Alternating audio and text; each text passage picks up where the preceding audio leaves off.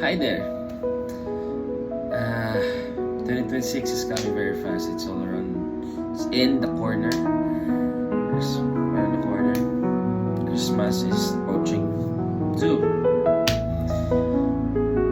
If you made it this day from January 2025, I just want to say good job because you survived another year.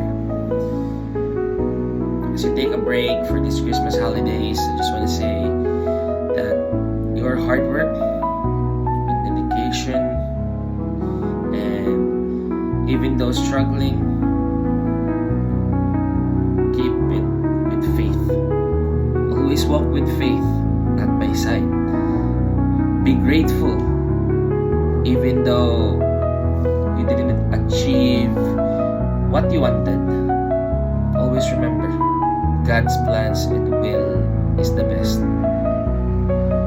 Whatever you achieve this year is better than nothing. God helps you, helps us all, as long as we work, have trust in Him, and also keep that love and faith burning. So, Merry Christmas and Happy Holidays, everyone.